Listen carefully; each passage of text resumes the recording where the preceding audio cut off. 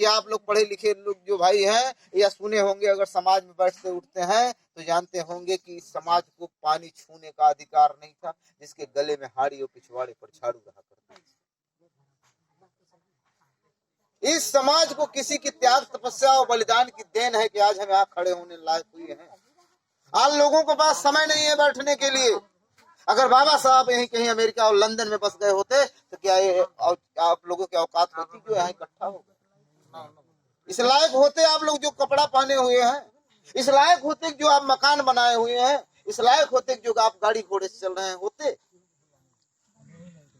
और लोग बड़े गर्व से कहते हैं मेरी काबिलियत, आरक्षण के दम पर नौकरी पा जाते हैं, कहते हैं मेरी काबिलियत है। और आरक्षण का मतलब क्या होता है ये नहीं जानते। कितने लोग जानते हैं इसमें से आरक्षण का मतलब क्या होता है? मास्टर साहब आप बताइए आरक्षण का मतलब क्या है?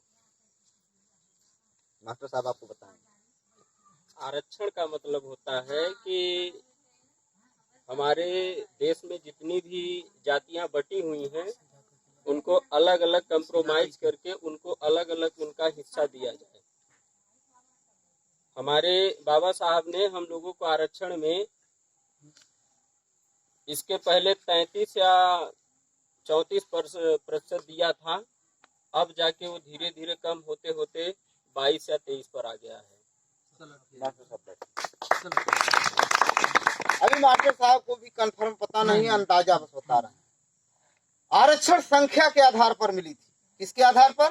संख्या। इस देश में हमारे पशुओं की गिनती थी, पक्षियों की गिनती थी, जानवरों की गिनती थी, कीड़े मकोड़ों की गिनती थी, लेकिन इस पूरे शुद्ध समाज की गिनती नहीं। आरक्षण जो मिला है 22.5%। मास्टर साहब ने कहा 33 से 35%, अंदाज बस, शायद मास्टर साहब उसका अध्ययन नहीं किए हैं, सुनकर बता रहे हैं। 22.5% आरक्षण मिला, 15% एससी और 7.5% एसटी मिला करके तब हमको जाकर मिला 22.5%। संख्या के आधार पर गिनती नहीं हुई। आज जो हमारा ओबीसी समाज है उसकी गिनती अभी देश में नहीं हुई है, उसकी संख्या 52 से 55% के बीच है, लेकिन उसको आरक्षण बाबा साहब ने जबरदस्ती 1932 में जब पूना पैक्ट लागू हुआ उस समय बाबा साहब ने एससी को 22.5% और ओबीसी को 27% आरक्षण लिखित दे दिया। धारा 340 में बाबा साहब ने पहले ओबीसी को आरक्षण दिया। तो साथियों अध्ययन करने की जरूरत, सही सही ज्ञान लेने की जरूरत है। आधे अधूरे ज्ञान नुकसान पहुंचाते। इसलिए जरूरत है कि बाबा साहब की पुस्तकों को, बाबा साहब की लिखी हुई दस्तावेजों को समय देकर पढ़ना पड़ेगा। बाबा साहब ने हम लोगों के लिए किया क्या है। आज जो हमारे साथ अन्याय अत्याचार हो रहा है सब लोग को काफी तरीके से जानकारी। आज सभी के पास 4G मोबाइलें पड़ी हुई हैं। आप लोगों को सोशल मीडिया के माध्यम से सारा समाचार मिल जाता है, इसमें ज्यादा से ज्यादा 1-2% लोगों को मिल जाता है। और जो मिल पाता है जिनको, वो लोग शेयर नहीं करते। आज मनीषा वाल्मीकि का जो रेप कांड हुआ तो पहले तो कोई नहीं जानता था, धीरे धीरे विस्तार हुआ, अभी काफी लोग जान गए। लेकिन उसकी आंदोलन की जब बात आई तो हमारे पास कई संगठनों से फोन आया, सर जी क्या कर रहे हैं। हम कहा आप बताइए क्या करें। हमारा जवाब हुआ कि क्या करें, आप भी कुछ राय दीजिए। आप तो पूछ रहे हैं कि सर आप क्या कर रहे हैं, तो आप हमको बताइए कि हम क्या करें। शासन सत्ता हमारी एंटी पार्टी के हाथों में, पुलिस प्रशासन सारी व्यवस्था उनके हाथों में।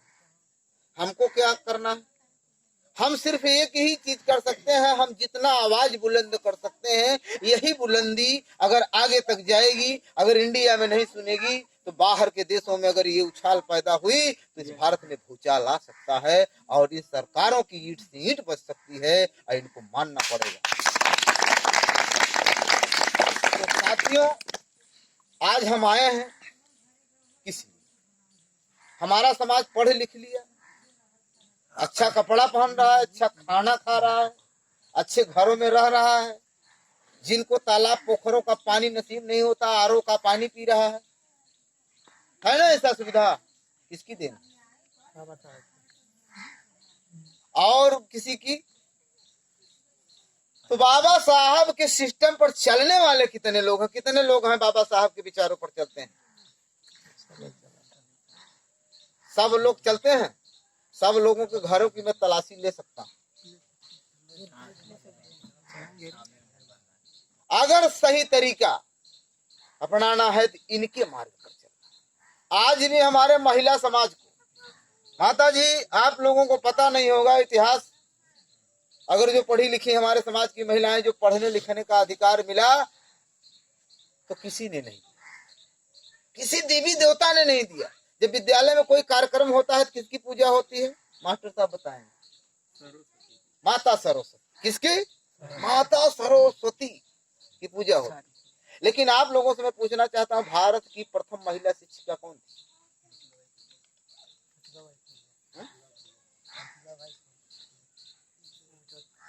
माता सावित्री बाई फूले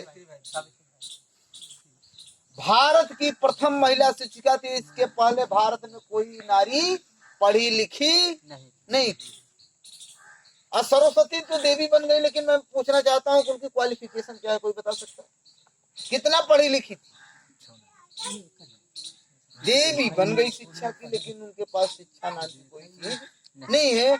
यहाँ के मनवादी व्यवस्था के लोगों ने हमको मनवा दिया जबरदस्ती कि मान लो कि गोबर भगवान है, और हमारे समाज के लोग मान लिए गोबर भगवान है। शादी ब्याहों में गोबर रखवा, गोबर की पहली पूजा होती है ना? हाँ हाँ, देखो माता जी बता रही हैं गौरी गणेश बोलते हैं, लेकिन उनके जीवन में दोनों दाम्पत्य जीवन का जो नया जीवन बंधन बनता है, उस दाम्पत्य जीवन में गोबर घोड़कर उनके दिमाग में डाल देते हैं, तुम बच्चे यहीं तक सीमित हो और यहीं तक रहो, इससे आगे बढ़ने की कोशिश मत करो। भाई साहब देखो पढ़े लिखे हुए हैं हमारे, और बहुजन मूवमेंट के काफी जानकार हैं, लेकिन इनके हाथों में बंधा हुआ रक्षा बता रहा है कि हम गुलाम हैं। गुलामगिरी की पहली पहचान है। आप जानते होंगे भले कि हम इसको शौक में बांधते हैं। काहे में बांधते हैं? शौक में। लेकिन ये शौक नहीं, छोटे छोटे प्रतीक चिन्ह।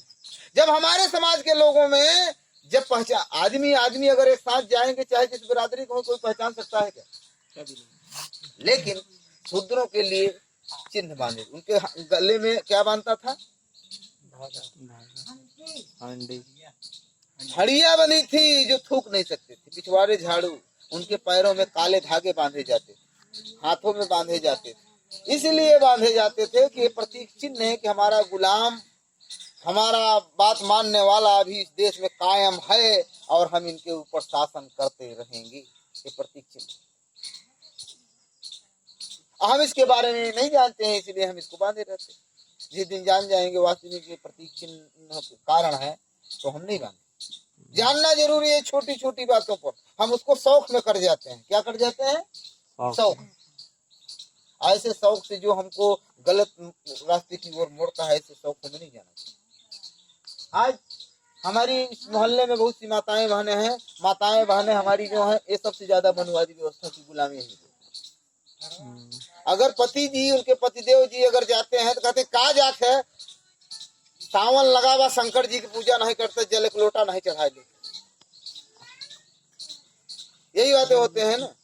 उनको अभी सारी तिथि त्योहार मालूम होंगी, जो व्रत होते हैं, और सारी औरतों को मालूम होती है एक साल में कितने व्रत होते हैं, लेकिन उनको ये नहीं पता है कि हमारे मौलिक अधिकार। अब पढ़े लिखे साथियों से मैं पूछना चाहता हूँ, मौलिक अधिकार कितने लिखित कितने साथियों को मालूम?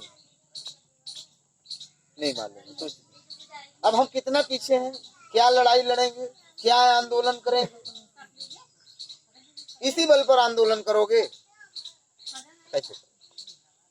जानना पड़ेगा ना। अगर जानेंगे नहीं तो आंदोलन कैसे करें?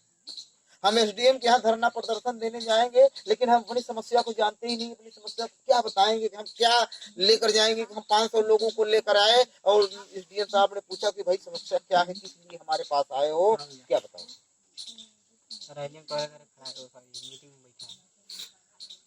तो जानना जरूरी है कि नहीं जरूरी? तो पता ही नहीं। जरूरी है सबसे पहले जानकारी प्राप्त करना, सीखना। हमारे समाज के लोग सीखने में शर्म खाते हैं, समय नहीं है उनके पास। डीजे बजता भी, एक लड़की नाचती अगर हाफ कपड़ा पहन के, तो पैसे की बौछार लग जाती और लोगों की बौछार लग जाती, खड़े होने की जगह नहीं। और जहां अपने इतिहास की मान सम्मान हक अधिकार की बात बोली जाती है, सुनाई जाती है, बताई जाती है, वहां लोगों को समझ में नहीं आता, उनको समय ही नहीं मिलता। आज समय बाबा साहब यही समय अमेरिका में कर दिए होते तो क्या है, आप लोग ये जो कर रहे हो करने लायक होते। 10 मिनट आधा दूध कर दिया। तो आज हम लोग गांव गांव जा करके बाबा साहब के मिशन को बता रहे हैं।